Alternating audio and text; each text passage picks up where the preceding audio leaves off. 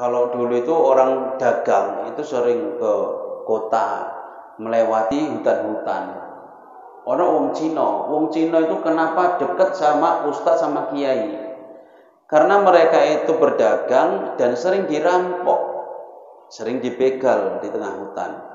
Akhirnya datanglah ke kiai minta saran, gimana supaya nggak dibegal.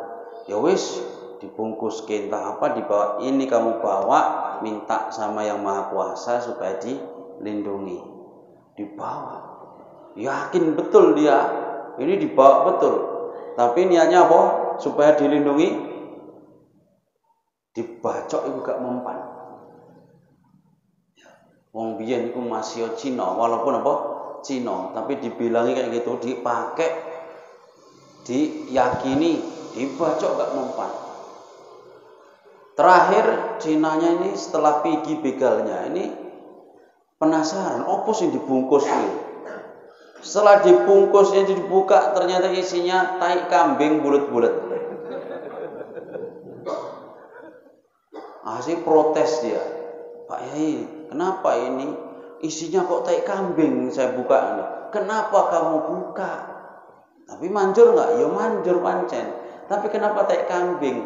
Karena yang bikin manjur itu bukan tai kambingnya, tapi keyakinan kita kepada. Paham nih? Kita minum obat itu bisa jadi syirik kalau niatnya salah. Sudah minum obat, sudah selesai. Oh, kalau nggak ada obat ini udah mati lah aku kemarin tuh. Sirik nggak itu? Oh, jangan asik salah ngomong. Alhamdulillah wasilah asbab obat ini apa? Saya disembuhkan Allah.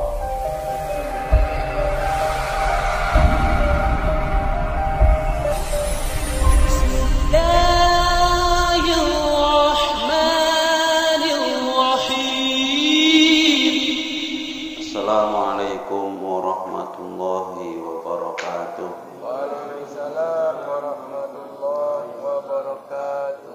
Alhamdulillah nahmaduhu wa nasta'inuhu wa nastaghfiruh wa na'udzu billahi min shururi anfusina wa min sayyiati a'malina. May yahdihillahu fala mudilla lahu wa may yudlilhu fala hadiya lahu. Asyhadu an la ilaha illallah wahdahu la syarika lah wa asyhadu anna sayyidana Muhammadan abduhu wa rasuluhu la nabiyya ba'dah. Allahumma shalli ala sayyidina Muhammadin wa ala alihi wa ashabihi ajma'in, amma ba'du. Jemaah yang dimuliakan Allah, marilah bersyukur kepada Allah atas limpahan nikmat dan karunia-Nya kepada kita semua, kepada keluarga kita semua, sehingga pada malam hari ini bisa melaksanakan sholat isya dalam keadaan sehat walafiat, bisa melaksanakan agenda rutin kajian malam Rabu dalam keadaan sehat walafiat. Salawat beriring salam semoga selalu tercurah kepada Nabi Muhammad sallallahu alaihi wasallam yang selalu kita harapkan syafaatnya di hari kiamat. Jamaah dimuliakan Allah,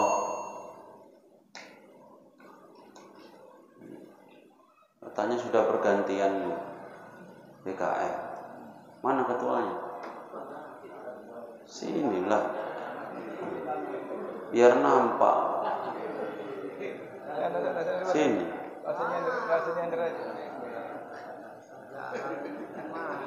Nampak. Nampak sih. Oh.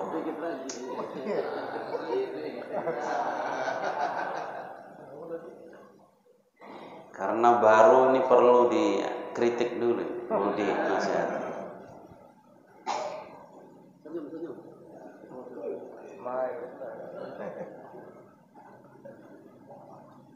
Bagaimana perasaannya?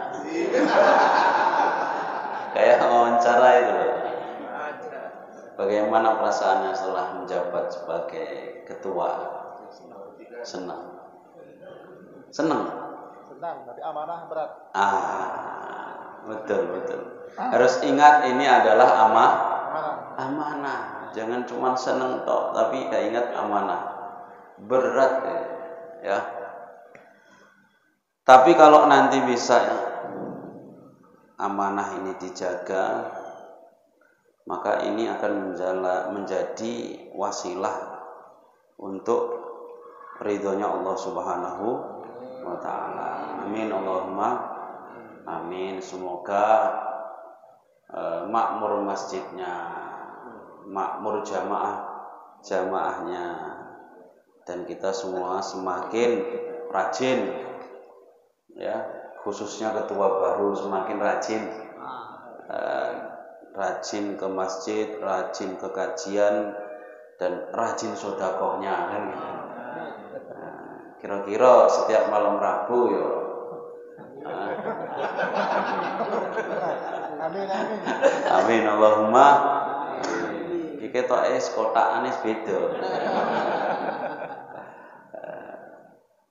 Iso setiap malam Rabu. Setahun jadi ketua kan tumpur, insyaallah makin berkah. Digandakan rezekinya. Jadi dulu ada sahabat Nabi begini, namanya Abu Dzar. Abu Dzar Al-Ghifari itu pernah minta sama Nabi, ya Rasulullah, mbok saya ini diangkat jadi ketua. Nah, mbok saya ini diangkat jadi pemimpin. Entah jadi apa gitu. Jadi kades pun jadilah. Itu bahasa saya, tapi kalau dalam hadisnya nggak kayak gitu. Ya Rasulullah, ala tastaghmilni. Kemudian ya Rasulullah, mbok saya ini dijadikan entah apa, pemimpin entah apa gitu. Kemudian Rasulullah menepuk pundaknya Abu Dzar. Tepuk gini. Kemudian Rasulullah bersabda, ya Abu Dzar, hei Abu Dzar, innaka dhaif, kau ini orang lemah. Innaka dhaif, kau ini orang lemah. Wa innaha amanah, dan sesungguhnya jadi pemimpin itu apa? Amanah. Wa innaha yaumal qiyamah khizyun wa nadamah. Sesungguhnya kepemimpinan itu di hari kiamat itu menjadikan kehinaan dan penyesalan nanti di hari kiamat. Gak usah takut Pak, santai aja dulu. Engkau terus mengundurkan diri enggak? Ada lanjutannya. Kata Nabi, illa man akhadhaha bihaqqiha, kecuali orang yang menjadikan amanah itu didatangkan hak-haknya. Kalau jadi kepala desa, ya kepala desanya itu adil dalam memimpin. Kalau jadi camat, ya adil. Jadi gubernur juga adil. Adil itu artinya menjalankan perintah-perintah dan jabatan sesuai dengan syariat dan perintah jabatannya. Kalau bisa menunaikan dengan sebaik-baiknya, maka masuklah ke golongan imamun adilun, pemimpin yang adil. Jadi ketua BKM termasuk pemimpin, bukan cuman kepala desa, gubernur, bupati, enggak cuman begitu. Ketua BKM juga pemimpin jamaahnya. Kalau sempat nanti enggak adil, dituntut nanti di akhirat. Tapi kalau jamaahnya semakin makmur dan menjalankan sesuai syariat, tidak khianat, maka bisa menjadi wasilah untuk mendapatkan ridhonya Allah Subhanahu wa ta'ala. Apa jaminan dari Rasulullah? Ada 7 golongan. yang di hari kiamat nanti mendapat naungan dari Allah. Di hari tidak ada naungan kecuali naungan dari Allah Subhanahu wa ta'ala. Salah satunya adalah imamun adilun, pemimpin yang adil. Adil itu definisinya gimana? Adil itu kalau mampu menjalankan perintah-perintah jabatan sesuai dengan syariat Islam, tidak melanggar syariat Islam. Jadi sebenarnya ya, kalau kita melihat orang-orang terdahulu, sahabat-sahabat Nabi, itu kalau dikasih jabatan itu justru takut, bukan malah senang. Seperti Umar bin Khattab itu punya anak namanya Abdullah bin Umar. Sahabat-sahabat yang lain ketika Umar bin Khattab itu menjabat, itu sahabat-sahabat mendorong agar Abdullah ini dijadikan pemimpin juga. Bahwa nanti Abdullah ini diangkat jadi khalifah menggantikanmu. Ya, itu Umar malah marah. Cukup Umar saja yang jadi. Dari keluargaku jangan ada yang sampai jadi pemimpin kecuali aku. Cukup aku nanti yang bertanggung jawab di hari kiamat nanti. Anak-anakku udah sampai. Umar bin Khattab. Begitu juga Umar bin Khattab itu dinaikkan gajinya. Mau dinaikkan gajinya. Sahabat-sahabat dulu khalifah itu digaji karena Umar bin Khattab setelah menjabat sibuk dengan umat Islam. Jadi mau dinaikkan gajinya, enggak sempet cari nafkah, ngurusi umat Islam terus. Sahabat-sahabat itu takut, mau bilang kan, wahai Umar, bagaimana kalau gajimu kami naikkan? Itu enggak berani. Karena tahu Umar bin Khattab itu sangat tegas. Kalau nyinggung masalah begitu pasti menolak.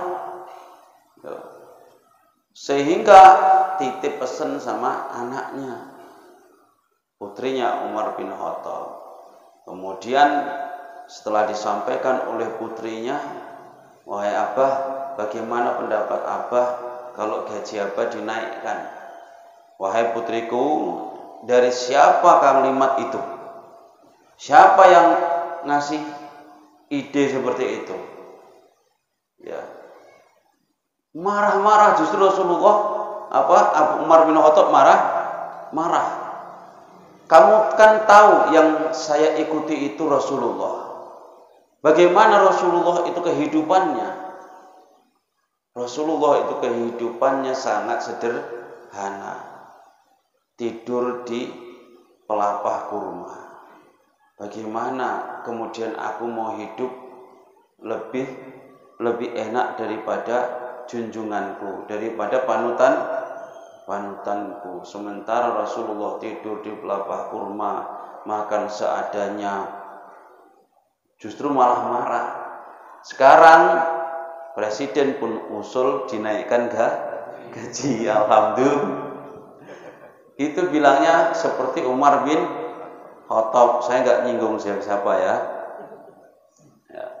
Umar bin Khattab mau dinaikkan gaji saja apa? Sekarang berebut. Ini kan musim pencalonan kepala desa. Berebut. Ustaz nyalon apa jadi kepala desa?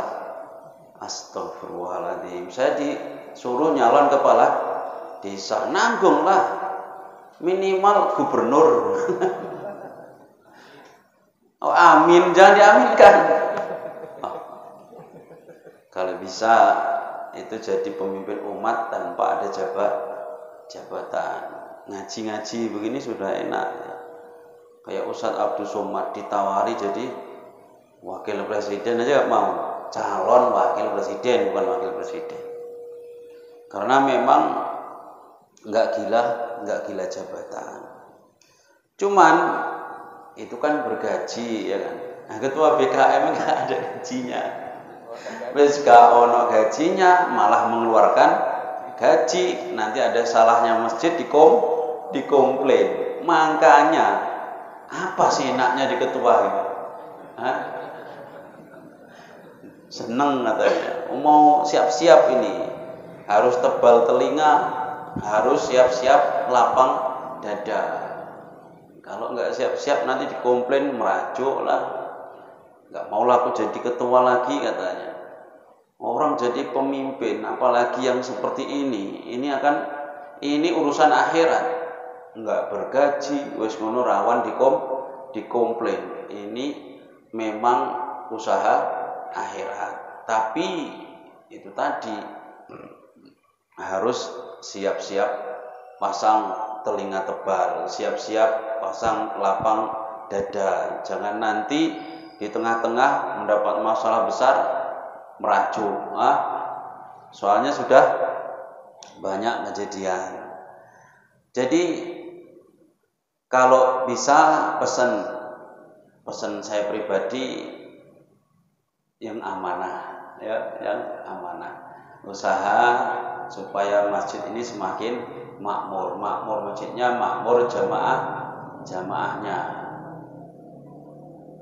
Ini nek apa pengajiannya seminggu sekali ya ditambahi, seminggu 2 kali. Ustaznya aku saja, enggak usah yang lain. Ya ngono no, mumpung ini kan. Iki guyon iki, tapi tenanan. Astagfirullahaladzim. Ya wis. Alhamdulillah. Jadi sampai berapa tahun? 5 tahun. Sekarang satu periode 5 tahun ya. Sampai 3 periode bisa. Insya Allah 3 periode. Aman dong. Jamaah yang dimuliakan Allah, setiap kita itu dituntut untuk membaca. Wes, masalah pemimpin wes. Nanti tersinggung sakit hati nanti. Setiap kita itu dituntut untuk membaca, sehingga ayat pertama kali wahyu yang diturunkan kepada Nabi Muhammad Shallallahu Alaihi Wasallam adalah perintah untuk membaca, yaitu Iqra bismi rabbikal ladzi khalaq. Bacalah. Lalu kemudian Nabi bilang, ma ana biqori, saya nggak bisa baca. Bacalah, didekap sama malaikat Jibril. Aku gak iso maca, ma ana biqori. Tapi membaca ini bukan cuma membaca tulisan. Membaca ini bukan sekedar membaca tulisan. Sehingga membaca situasi, membaca raut wajah, itu juga membaca. Kalau kita membaca raut wajah, Bapak ini sedang kayak mana? Oh, ini sedang senang ini. Kenapa? Udah jadi ketua, senang. Dibaca raut wajahnya, nampak. Itu ilmu membaca, tidak membaca tulisan tok. Membaca apa meneh? Membaca suasana. Kita iki lagi sepi, aman. Oh.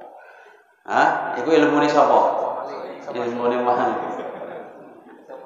Jadi membaca bukan membaca tulisan saja, tapi membaca alam semesta ini juga membaca. Orang yang bijak itu pasti sering-sering membaca kondisi sosial.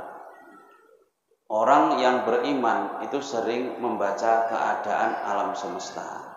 Contohnya, kita diingatkan beberapa tahun yang lalu ada bendera tauhid dibakar.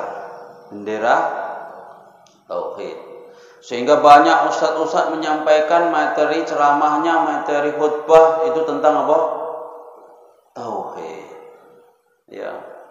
Kemudian ada ulama ditangkap, ustadz dibully. Kemudian materi ceramah, materi khutbah tentang ulama, bagaimana memuliakan ulama. Itu cara kita membaca begitu. Ini di awal tahun 2022. Ada lagi yang berkaitan dengan tauhid, yaitu apa? Sesajen yang ditendang. Sehingga banyak ustadz ceramahnya tentang apa? Sesajen. Gimana hukumnya ini? Bagaimana? Kalau di sini belum paham tentang itu, banyak orang-orang belajar. Cuman kalau di Jawa itu sudah bosen wong gawe cilik wis disajeni, jadi ya sudah hatam. Tapi perlu disampaikan karena itu pesan tersirat supaya kita itu memahami sedikit demi sedikit apa-apa yang berkaitan dengan tauhid. Seharusnya kita mengambil hikmahnya dari situ. Bukan diambil cuman, ini cemana ini? Orang sesajen diserakkan kok malah dibela.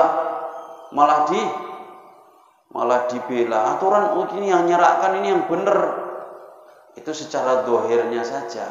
Tapi pesan tersiratnya bagaimana hukum sesajen? Bagaimana kalau kita makan sesajen mungkin? Ya, itu yang harus diketahui oleh umat supaya di akhir zaman ini tauhidnya semakin kuat dan bertambah keyakinannya kepada Allah Subhanahu wa ta'ala. Mungkin bapak-bapak sudah tahu bagaimana sih hukumnya sesajen. Gimana, Pak?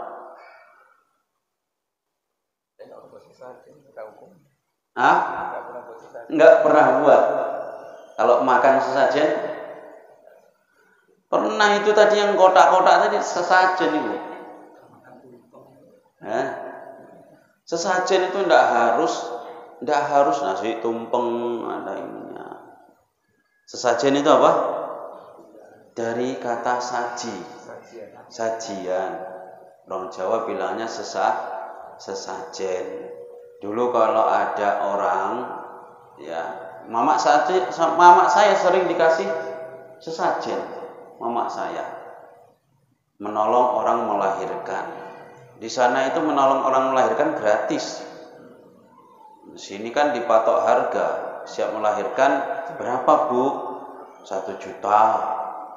Kalau di rumah sakit berapa? 5 juta. Kalau di sana gratis. Selesai melahirkan masih ada mandikan bayi, masih ada ngusuk yang melahirkan, dikusuk sampai 36 hari, selapan 36. Enggak ada patok-patok harga berapa. Kok Ustaz tahu? Mamaku kayak gitu kerjaannya. Saya saja nganter sampai kecapean, jalan kaki jauh sekali. Kadang saya nggak tega, pas saya dulu pulang dari pondok Mak mau kemana? Arep nang di dadah, bahasanya dadah. Dadah itu mandingan bayi, ngusui orang melahirkan itu. Di mana? Di sana, Karanglor. Karanglor itu di sini nggak ada kayak gitu. Di sini kan sana ke depan, sana ke atas, sana ke belakang gitu ya kan.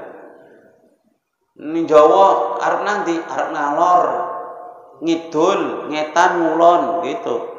Ke selatan, ke barat gitu.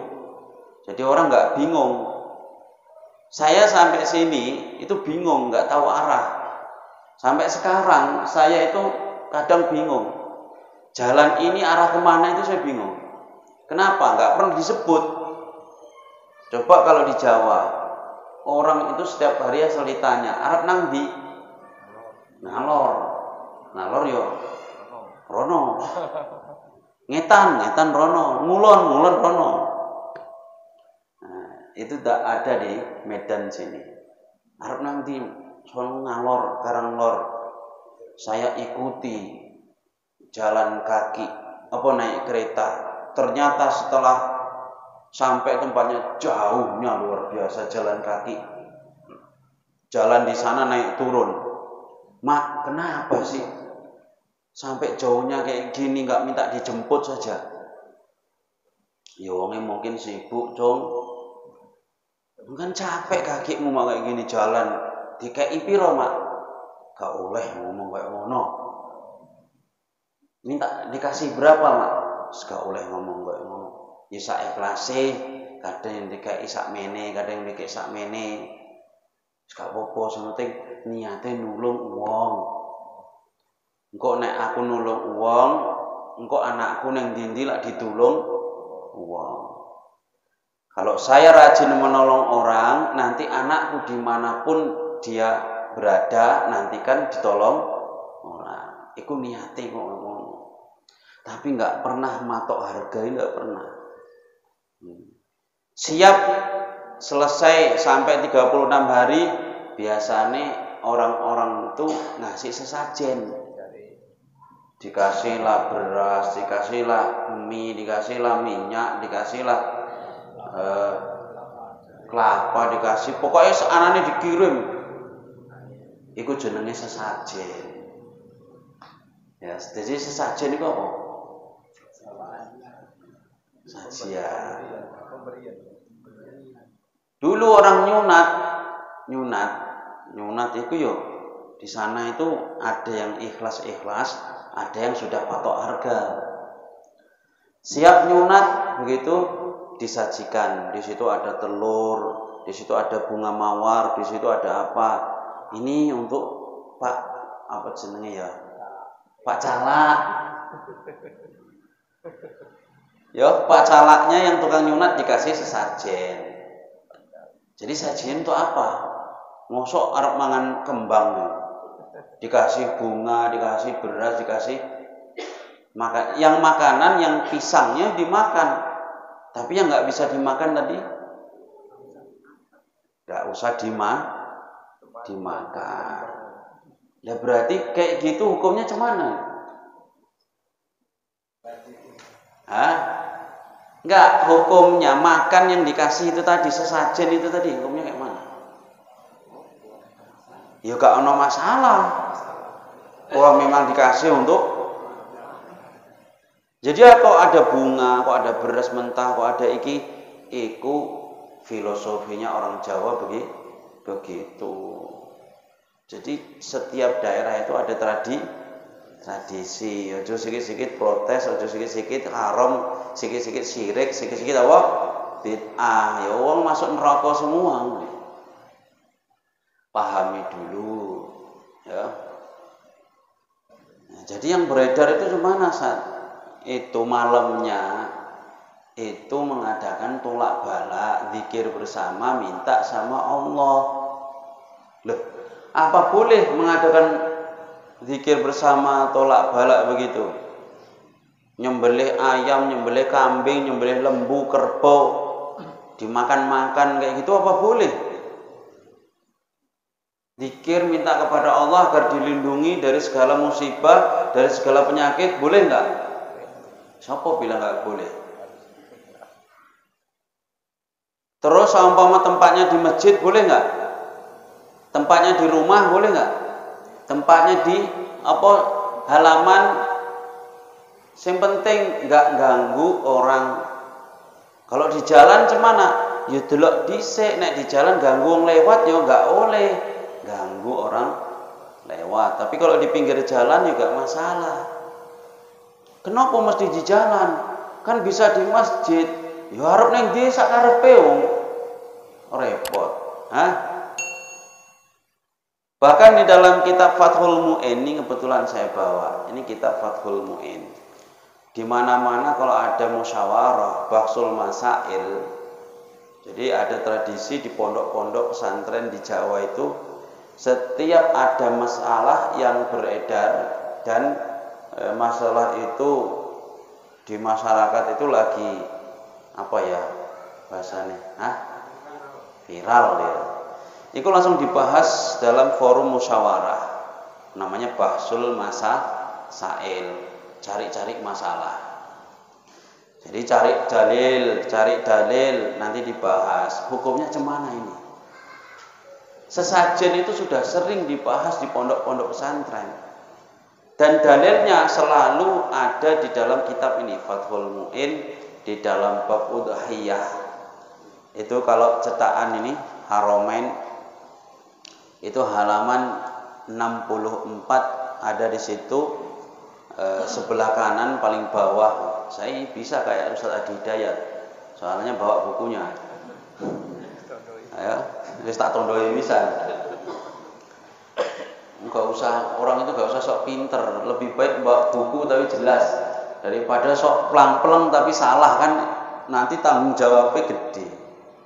Ning halaman 64 cetakan Haramain, ini kitab Fathul Mu'in bab udhiyah, penyembelihan hewan kurban. Tapi di sini disinggung sedikit, barang siapa menyembelih hewan niatnya mendekatkan diri kepada Allah untuk menolak keburukan dari jin, dari makhluk apa?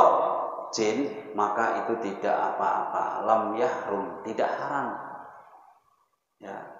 Dia menyembelih hewan niatnya mendekatkan diri kepada Allah, disedekahke ke orang-orang. Tapi supaya tidak dijahati sama jin, itu tidak apa-apa. Man taqarraba lillahi ta'ala ya lidaf'i syarril jin lam yahrum, tidak haram. Tidak haram.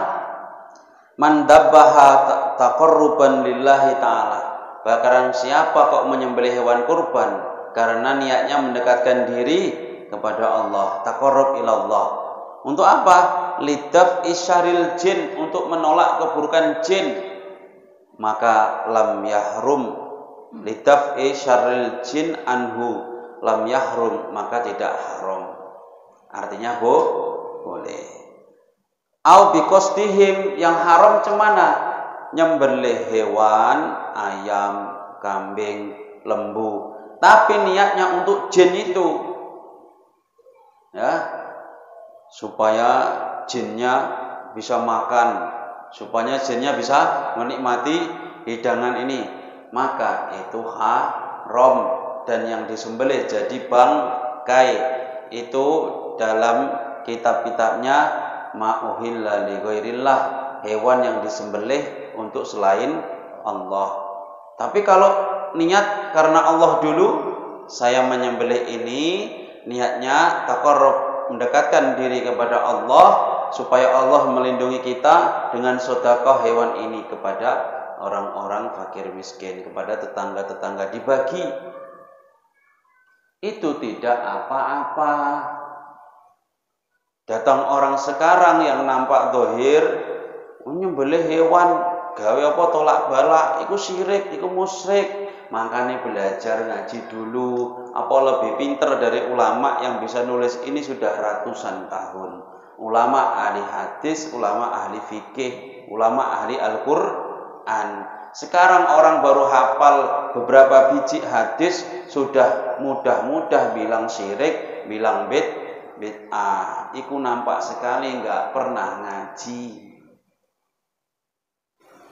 Nah, masalahnya yang beredar sering di sosial media itu yang kayak gitu-gitu. Ya. Iku gak ono apa nih, gak ada ayamnya lagi yang ditendang, cuman beras, pisang atau apa. Tapi kalau memang itu niat supaya dimakan oleh yang jaga situ, itu niatnya haram. Makanya kita perlu banyak belajar. Banyaklah belajar sejarah, kayak mana Nabi dulu itu dakwah di Mekah itu kayak mana. Akikoh itu waktu jahiliyah sebelum Nabi diutus itu sudah ada, tapi bentuknya nggak seperti itu. Ya, kurban itu setiap tahun itu sudah ada. Ya, menyembelih hewan kurban itu sudah ada, tapi nggak seperti itu. Dulu yang bisa makan hewan-hewan yang dipotong di Ka'bah itu yang makan cuman orang penunggu Ka'bah itu saja khusus, gak oleh wong liya.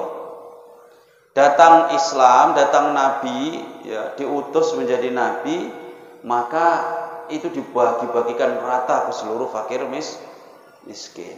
Bukan cuma orang yang pembesar-pembesar Quraisy saja yang makan. Akikah begitu juga sebelum Islam sudah ada. Begitu juga tawaf di Ka'bah itu. Begitu juga.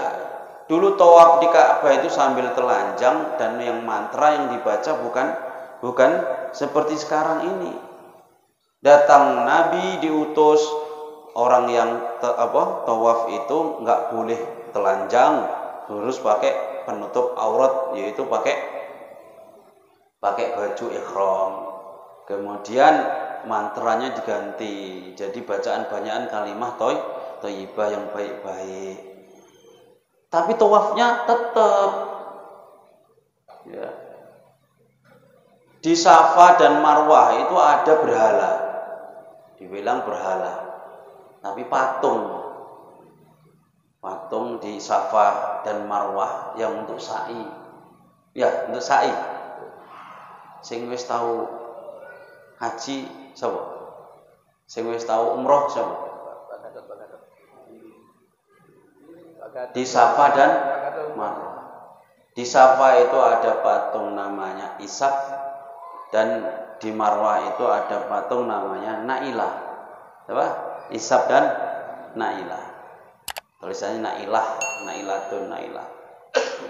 Ishaq itu yang laki-laki, Nailah itu yang perempuan. Itu dulu itu patung dikutuk oleh Allah karena berbuat zina. Jadi batu semua. Jadi bukan cuma maling kundang. Di Arab itu sudah ada dikutuk jadi batu. Begitu juga orang-orang yang ashabul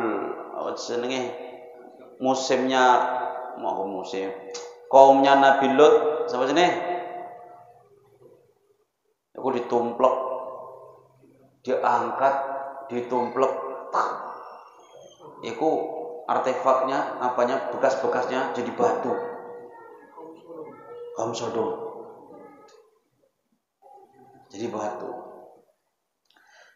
Itu ada patung di Safa ada Ishaq, di Marwah ada Nailah. Itu patung dulu karena berbuat zina dikutuk Allah jadi batu. Satu ditaruh situ, satu lagi ditaruh di Marwah. Nah, sama orang jahiliyah itu dikelilingi. Orang kemudian datang Islam, Nabi diutus, dianggapnya itu tradisi jahiliyah.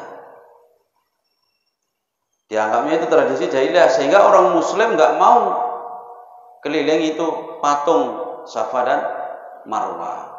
Kemudian datang ayat membolehkan, penegasan dari Allah bahwa itu bukan tanda-tanda orang jahiliyah atau bukan peninggalan orang jahiliyah, itu adalah min sya'airillah, tanda-tanda kebesaran Allah, supaya orang-orang itu menjadi sadar, ini loh perbuatan yang dulunya dikutuk, yaitu berzina. Jadi tetap boleh dikelilingi.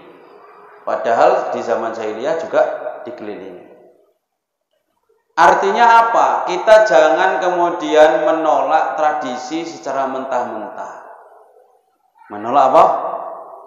Kalau tradisi itu tidak bertentangan dengan syariat, maka biarkan. Ya, biarkan. Kalau arti orang sini itu dilestarikan. Kalau menurut saya, biarkan gitu aja. Kalau salah, diluruskan. Kalau melenceng, diluruskan. Sempat seperti sesajen ini disimpangkan. Kemudian diberikan kepada orang-orang leluhurnya yang sudah meninggal. Sehingga menyembelih apapun niatnya untuk ngasih makan kepada leluhurnya yang sudah meninggal. Ini baru apa tadi? Haram. Tadi sudah disampaikan ya dalilnya di dalam kitab Fathul Mu'in. Loh Ustaz, itu dalil kenapa enggak pakai Al-Quran, pakai hadis, malah pakai kitab? Ulama berfatwa itu bukan fatwa ngawur, tapi sudah meneliti di dalam Al-Quran dan hadis. Bapak-bapak yakin nggak fatwa MUI? Yakin nggak? Lalu sama fatwa MUI aja yakin kok, sama ulama terdahulu yang lebih hafalan Al-Quran, hafalan hadisnya lebih banyak kok malah nggak yakin. Orang sekarang kadang repot. Jangan percaya sama ulama, jangan percayalah cuman Al-Quran dan hadis lah. Riko iso memahami Al-Quran hadis itu teko sapa?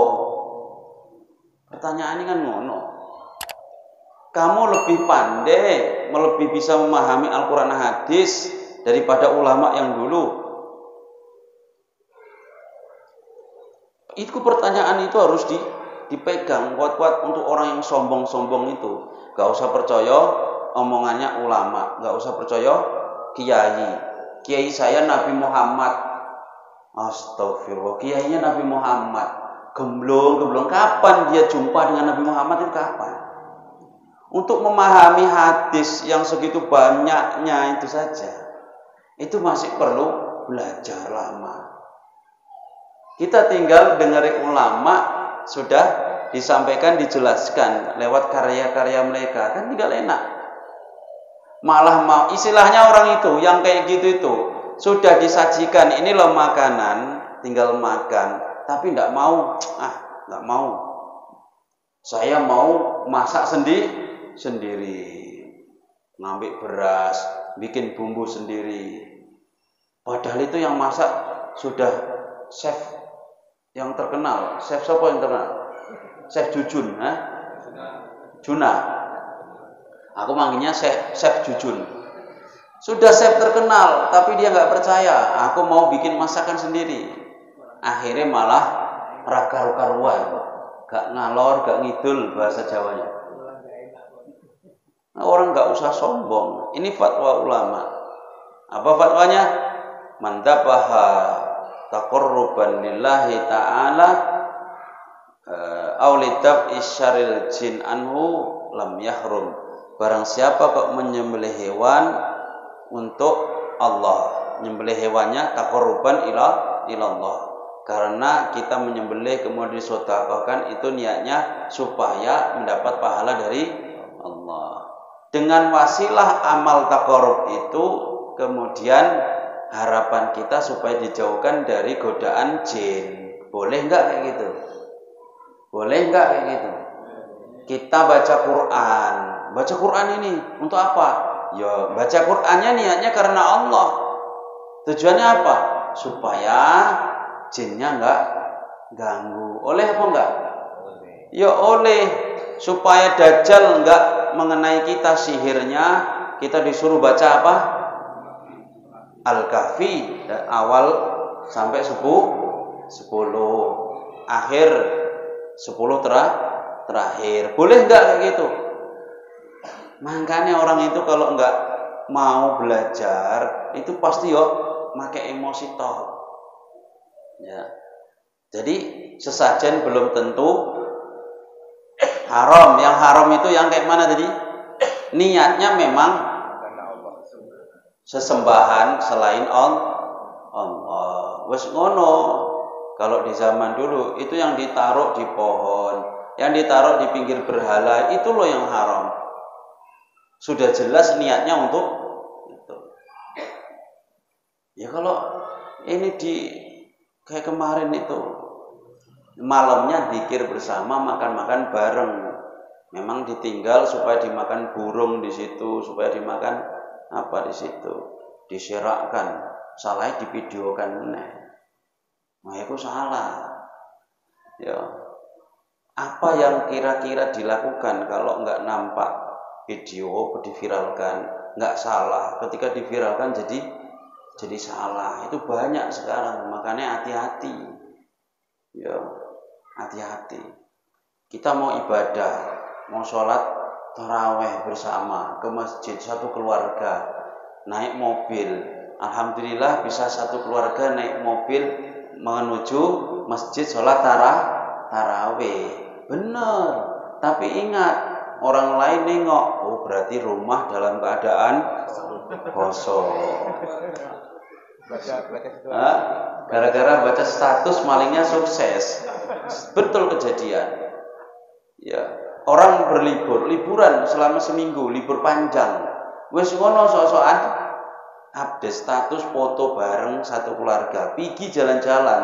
Malingnya pinter baca suasana tadi.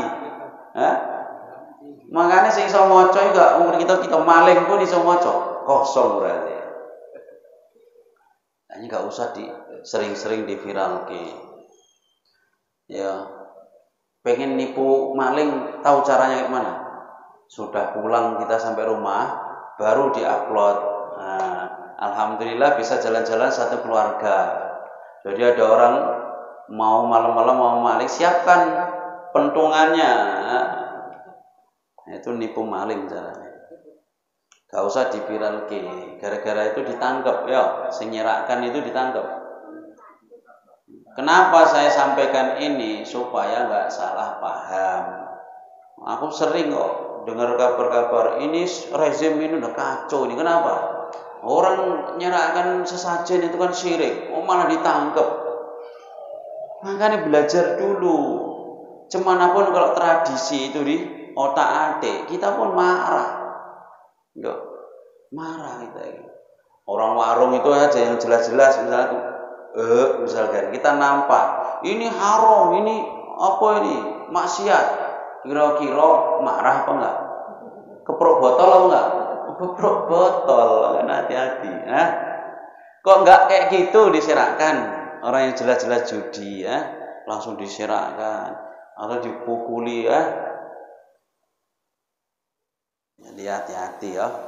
Ada yang nampaknya benar tapi salah, tapi yang salah nampaknya tapi benar. Jadi Ustadz kayak mana? Membenarkan enggak praktek yang kayak gitu tadi? Menyerakkan sesajen. Ngapain diserakkan? Bawa pulang kasihkan ayam kan udah. Mubazir. Sebenarnya hukum mubazirkan makanan itu haram. Ya. Tapi kalau kita ninggal makanan, niatnya ngasih makan semut, haram nggak? Nggak haram. Makanya kita ngingu ayam itu perlu. Kalau makanan lebih, biar nggak terbuang. Kita lempar ke belakang, niatnya ngasih ayam, biar nggak haram hukumnya.